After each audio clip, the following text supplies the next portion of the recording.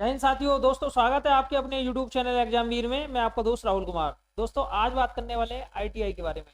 ITI बोले तो income tax inspector के बारे में। देखिए बहुत ही शानदार जॉब है दोस्तों। और अगर मैं एसएससी सीजीएल की one of the most popular job की बात करूं तो दोस्तों ये एक बहुत ही मोस्ट पोस्ट है।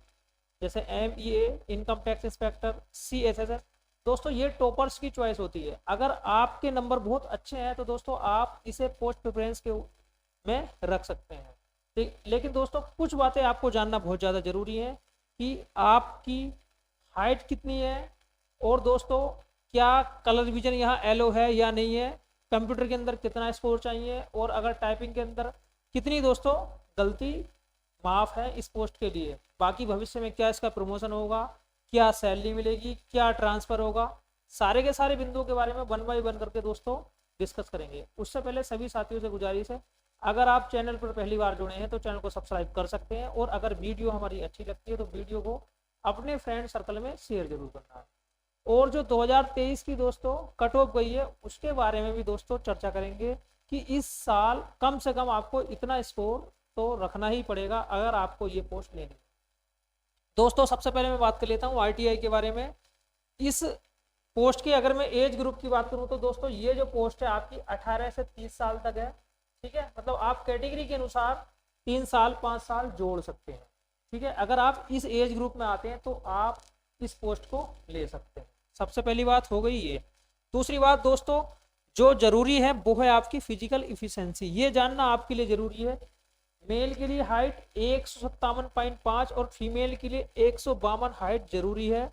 इससे कम हाइट अगर आपकी है तो दोस्तों you are not eligible for this post. आप इस पोस्ट के लिए एलिजिबल नहीं है। ठीक है, बाकी दोस्तों सबसे पहले मैं बात कर लेता हूं जो इस साल वैकेंसी है वो वैकेंसी है 411। बहुत अच्छी संख्या में वैकेंसी है।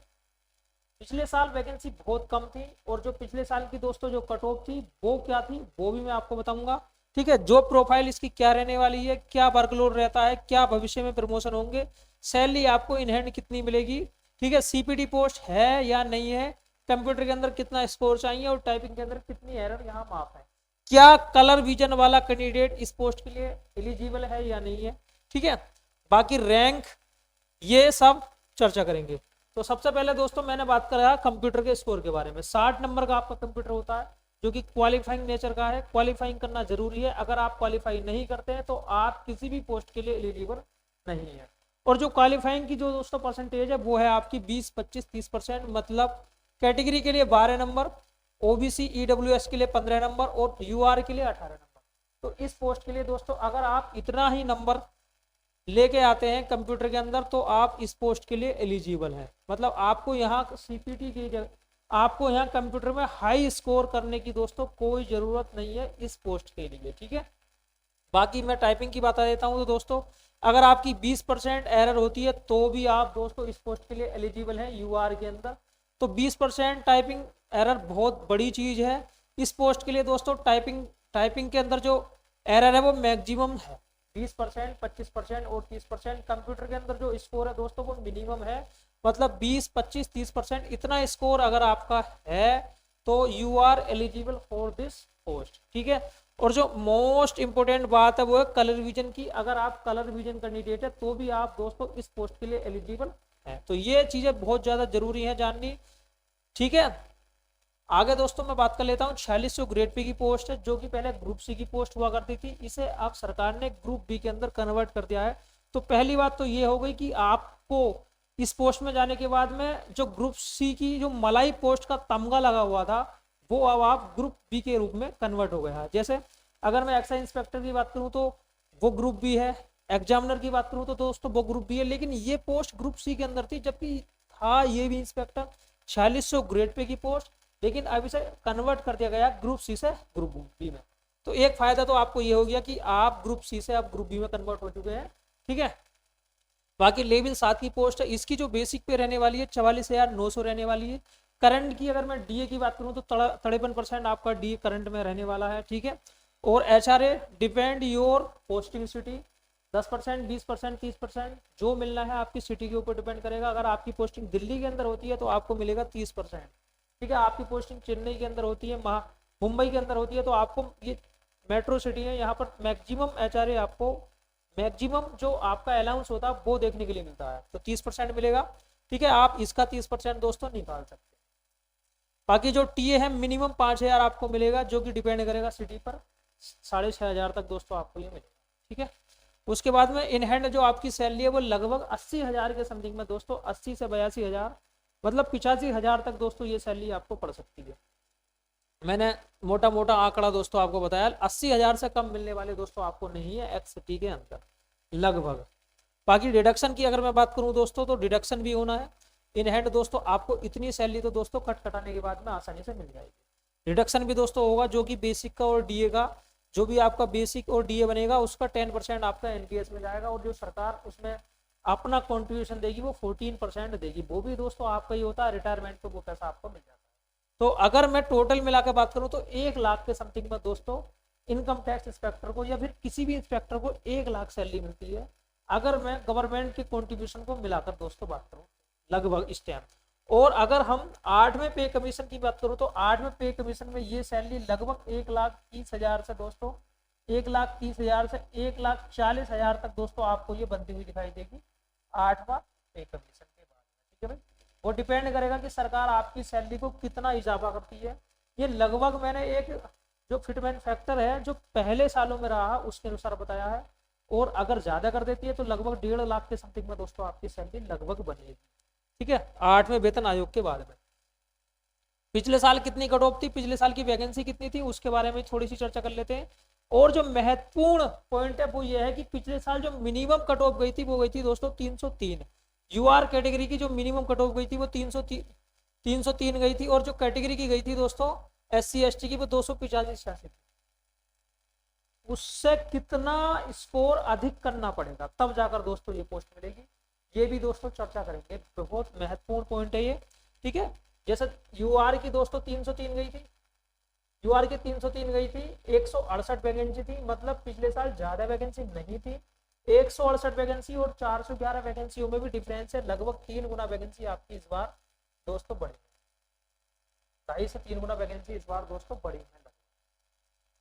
325 कट ऑफ थी, 303 से 325, 22 से 23 नंबर का इजाफा हुआ, 22 से 23 नंबर का इजाफा। और ये पोस्ट वो है जहां पर आपको साउथ इंडिया के अंदर पोस्टिंग मिली। अगर आपको मनपसंद जगह चाहिए तो आपको 10 नंबर और एक्स्ट्रा करना पड़ेगा।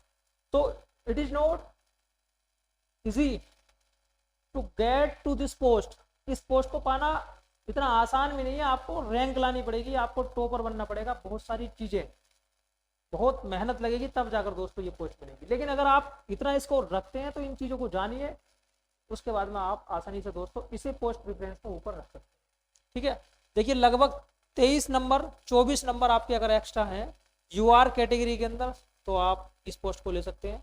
बाकी EWS 315 थी, OBC 316 थी, SC 300 थी और ST 296 थी। इस साल 411 पोस्ट है। और अगर दोस्तों मैं बात करूं इस बार जो मिनिमम कट ऑफ है वो आपकी रहती है 315 नंबर।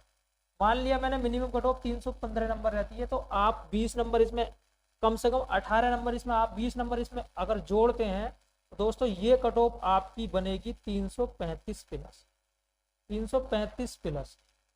ठीक है, मतलब 335 प्लस आपकी कट ऑफ इस बार रहनी है, जो कि इस बार अगर मैं कट ऑफ की बात करूं तो 335 plus cut off income tax inspector की दोस्तों रहनी है।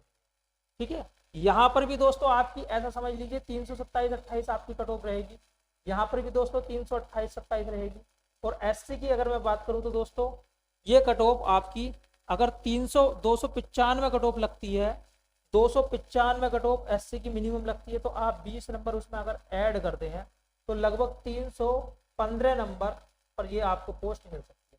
315 नंबर पर दोस्तों ये आपको पोस्ट मिल सकती है। तो इतना स्कोर अगर आपका नॉर्मलाइज्ड है, आफ्टर नॉर्मलाइजेशन, जो भी नॉर्मलाइजेशन के बाद बनेगा, अगर कम से कम अगर आपको इतना है तो आप इस पोस्ट को पा सकते हैं। और अगर आपको नॉर्थ इंडिया लेना है, जो बच्चे साउथ वाले हैं उन्हें तो कोई दिक्कत नहीं है, अगर साउथ के अंदर पोस्टिंग वैकेंसी ठीक ठाक है तो उन्हें तो कोई दिक्कत नहीं है, उनका स्कोर कम होगा तो भी उन्हें मिल सकती है। लेकिन दिक्कत पड़ती है नॉर्थ इंडिया वाले बच्चों को। अगर नॉर्थ इंडिया के अंदर पोस्टिंग कम है और आपको मनपसंद जगह पोस्टिंग लेनी है तो उसके लिए आपको रैंक लानी पड़ेगी। आप रैंक लाओगे, जो स्कोर मैंने बताया उससे 12 नंबर 15 नंबर अगर आपके एक्स्ट्रा होंगे तब जाकर दोस्तों आपको ये पोस्ट मिल सकती है आपकी मनपसंद लोकेशन पर। तो दोस्तों ये थी, कम से कम इतना स्कोर अगर आपका है तो यू आर सेफ, ठीक है, आप सेफ हैं। अब आगे बात कर लेते हैं दोस्तों, जो फिजिकल एफिशिएंसी है इस पोस्ट के लिए वो क्या है। मेल और फीमेल की बात करूंगा, मेल के लिए 157.5 हाइट चाहिए, फीमेल के लिए 152 चाहिए, फीमेल के लिए 48 किलो वेट भी चाहिए, ठीक है। और यहाँ चेस्ट की मैं बात करूँ तो 81 सेंटीमीटर चेस्ट चाहिए, फुलाने के बाद एक्सपेंशन के बाद में 81 होना चाहिए, ठीक है। वॉकिंग की अगर मैं बात करूँ तो ये आपका वॉकिंग जो होगी 15 मिनट में आपको 1600 मीटर चलना है, और महिलाओं की अगर मैं बात करूँ तो 20 मिनट में आपको 1 किलोमीटर चलना है। साइकिलिंग की बात करूँ तो आपको साइकिलिंग भी करनी पड़ती है, आधे घंटे के अंदर 30 मिनट के अंदर आपको 8 किलोमीटर साइकिलिंग करनी है। इस चीज़ की आप प्रैक्टिस कर सकते हैं, कोई ज़्यादा भारी काम नहीं है। 25 मिनट में आपको 3 किलोमीटर साइकिल करनी है, ठीक है। इस चीज़ में प्रैक्टिस ज़रूर कर लेना, जो चीज़ आपको लगे कि शायद हमारे लिए पॉसिबल नहीं है उसमें आप प्रैक्टिस करते जाना, बाकी कोई भारी चीज़ ये नहीं है, आसानी से आप कर सकते हैं। चश्मा एलिजिबल है, ठीक है। और जैसा रेलवे के अंदर होता है C2 वगैरह जो मेडिकल स्टैंडर्ड होता है वहां पर इधर इतना चश्मा भी आपका C2 मेडिकल स्टैंडर्ड तक भी यहाँ पे है तो यू आर एलिजिबल, कोई दिक्कत वाली बात नहीं है। कलर विजन की अगर बात करूँ तो यहाँ पर अगर आप कलर विजन है तो भी आप इस पोस्ट के लिए दोस्तों सुटेबल हैं। अब मैं सबसे लास्ट में बात करता हूँ promotion. Promotion income tax inspector 4600 grade pay के रूप में होता है, ग्रुप बी की पोस्ट है। पहले C की होती थी लेकिन अब जो है ये पोस्ट ग्रुप बी की है। Income tax inspector group B की पोस्ट है, ठीक है। 4600 ग्रेड पे लगभग 80,000 के समथिंग में सैलरी आपको अभी पड़ेगी। 6 से 8 साल बाद प्रमोशन आपका हो जाएगा, और ये डिपेंड करता है आपके जोन के ऊपर। नॉर्थ इंडिया के अंदर प्रमोशन स्लो है, और साउथ इंडिया की अगर मैं बात करूँ तो वहाँ पर जो प्रमोशन है दोस्तों वो फास्ट है, ठीक है। ये और डिपेंड करता है आपके रीजन के ऊपर। 6 से 8 साल बाद आप ITO बन जाएंगे। यही कंपेयर अगर मैं बात करूँ तो दोस्तों आपको सुपरिटेंडेंट बनने में एक्साइज इंस्पेक्टर के अंदर 10 से 12 साल लगते हैं।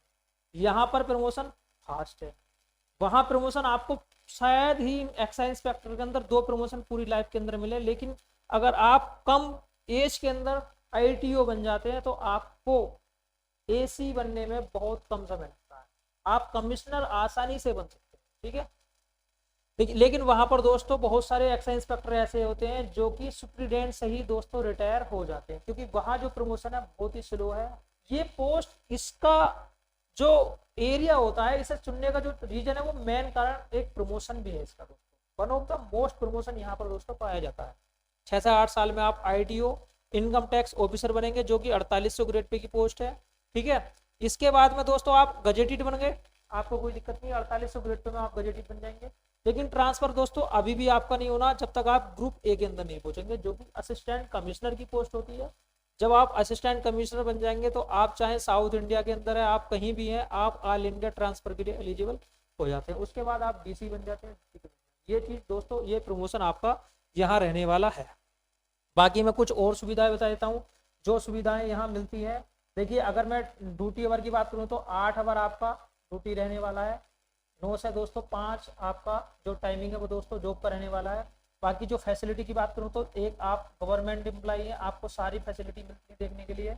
आपको चाइल्ड एजुकेशन अलाउंस, बच्चों को पढ़ाने का पैसा मिलता है। आपको दोस्तों पेट्रोल का पैसा मिलता है। आपको सारी की सारी सुविधाएं दोस्तों मिलती है। LTC जितनी भी एक गवर्नमेंट एम्प्लॉय को दोस्तों फैसिलिटी मिलती है, आपको सारी की सारी फैसिलिटी, मेडिकल फैसिलिटी बहुत अच्छी आपको यहाँ देखने के लिए मिलती है। तो मेरे द्वारा दोस्तों हर पॉइंट पे बात कर ली गई है। अगर आपको वीडियो अच्छी लगी तो वीडियो को लाइक कीजिए, और अगर आप चैनल पर पहली बार आए हैं तो चैनल को सब्सक्राइब जरूर कीजिए। मिलते हैं नेक्स्ट वीडियो में। आज के लिए इतना ही काफ़ी है। जय हिंद, जय भारत।